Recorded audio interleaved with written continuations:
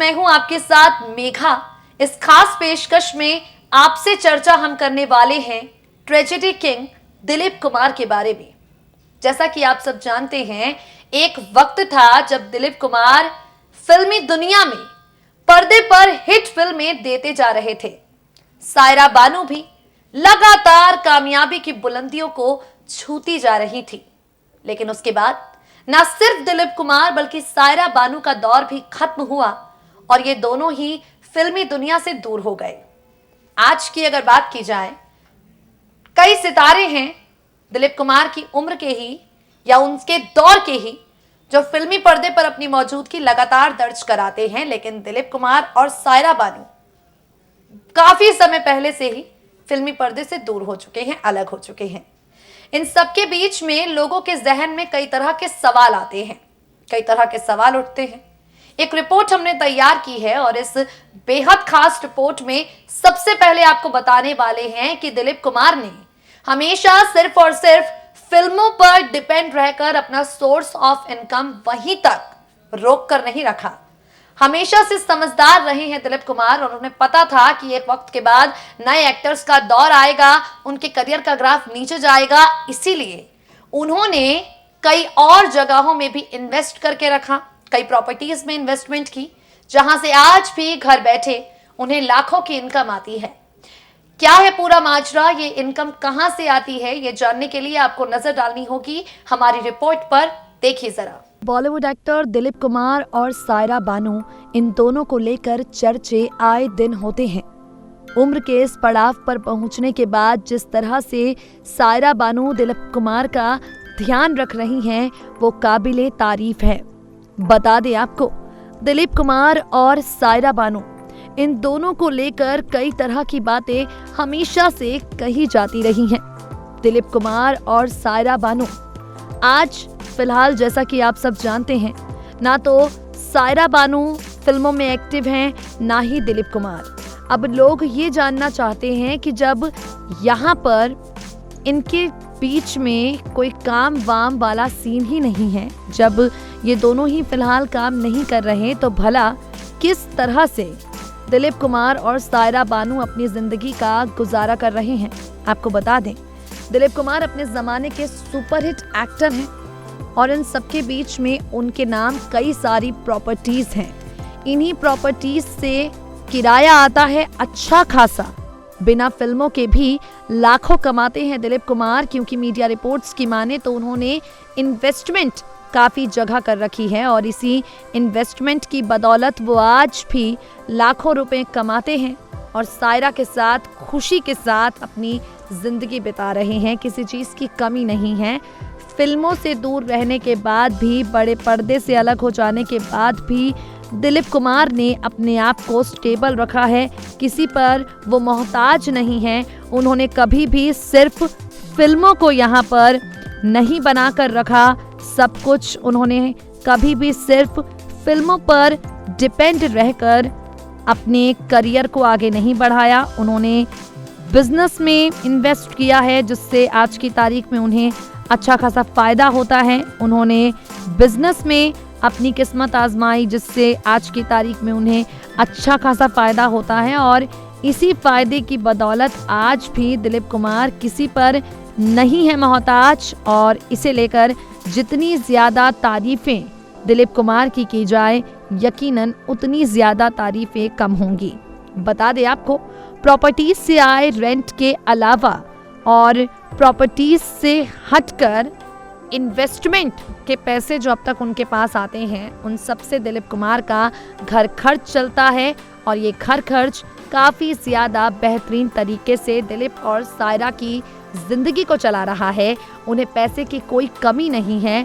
Film industry के तमाम लोग हैं जो उनके साथ खड़े हैं और दिलीप कुमार के बेहतरी के लिए दुआ कर रहे हैं।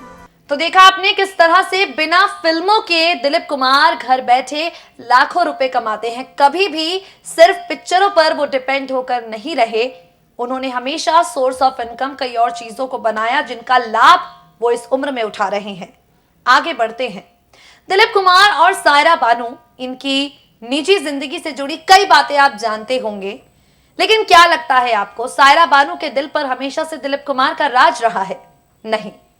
दिलीप कुमार जब सायरा की जिंदगी में नहीं आए थे, उस वक्त सायरा को एक शादीशुदा इंसान से मोहब्बत हो गई थी। ये शख्स जिसने सायरा बानू का दिल चुराया, वो न सिर्फ शादीशुदा थे बल्कि उनके बच्चे भी थे। सायरा का इश्क इस एक्टर के साथ परवान चढ़ रहा था और उसके बाद सायरा की मां बीच में आई और इस इश्क को अधूरा करके सायरा दिलीप का मेल करवा दिया। इस खूबसूरत जोड़ी की निजी जिंदगी से जुड़ी, खूबसूरत प्रेम कहानी से जुड़ी एक प्यारी सी हम आपको सुनाने जा रहे हैं कहानी, जो आपको सुनने के लिए मिलेगी हमारी रिपोर्ट में। देखिए जरा। आज इस खास रिपोर्ट में हम आपसे सायरा बानू के सीक्रेट अफेयर के बारे में चर्चा करने वाले हैं। दोस्तों, दिलीप कुमार का नाम कई अदाकाराओं के साथ जुड़ता हुआ आपने सुना होगा। दिलीप कुमार को कई एक्ट्रेसेस के साथ लिंकअप होते हुए आपने सुना होगा, लेकिन दिलीप कुमार से हटकर सायरा बानू की अगर बात करें तो रंगीन तो जिंदगी सायरा की भी रही है। नाम तो सायरा बानू का भी जुड़ा है। अफेयर्स की लिस्ट में सायरा बानू ने भी यहाँ पर बाजी मारी है और इस खास रिपोर्ट में हम आपको सायरा बानू से जुड़े एक ऐसे अफेयर के बारे में बताने वाले हैं जिसे लेकर चर्चे आज भी होते हैं। जिस अभिनेता के साथ सायरा का नाम जुड़ा वो कोई और नहीं बल्कि राजेंद्र कुमार रहे। जी हाँ, राजेंद्र कुमार और सायरा बानू का सीक्रेट अफेयर आज भी हिंदी सिनेमा जगत के इतिहास में तरोताजा है। आज भी राजेंद्र और सायरा के सीक्रेट अफेयर को लेकर बातें होती हैं। कहा जाता है 1961 में एक नौजवान लड़की सायरा बानू जब शम्मी कपूर के साथ पर्दे पर नजर आई, रातों रात स्टार बन गई। इसके बाद सायरा को चारों तरफ से फिल्मों के ऑफर मिलने शुरू हो गए। ये वो वक्त था जब सायरा बड़े बड़े एक्टर्स के साथ काम कर रही थी और उन्हीं में से एक रहे राजेंद्र कुमार। सायरा बानू ने उनके साथ फिल्म मिलन की बेला, झुक गया आसमान और अमन जैसी ब्लॉकबस्टर दी। दोनों की जोड़ी पर्दे पर काफी ज्यादा पसंद की जाने लगी। इसी के साथ, जैसा कि आप सब जानते हैं, फिल्मी दुनिया का अपना ही एक उसूल है। यहाँ पर्दे पर अगर जोड़ी हो जाए हिट तो उस जोड़ी को लेकर कई तरह की बातें पर्दे के पीछे होने लगती हैं। उस जोड़ी को लेकर कई तरह की बातें पर्दे के पीछे कही जाने लगती हैं और ऐसा ही कुछ राजेंद्र कुमार और सायरा बानू को लेकर कहा जाने लगा। एज पर द सोर्सेस ऐसा कहा जाता है राजेंद्र शादीशुदा थे, उनके बच्चे थे, लेकिन सायरा खुद को उनके प्यार में पड़ने से रोक नहीं पाई। इनके चर्चे बी टाउन के गलियारों में होने लगे। वो हर हाल में राजेंद्र के साथ रहना चाहती थी। इतना ही नहीं बल्कि राजेंद्र भी सायरा के प्यार में डूब चुके थे। उनकी खातिर पत्नी और बच्चों को छोड़ने के लिए तैयार थे।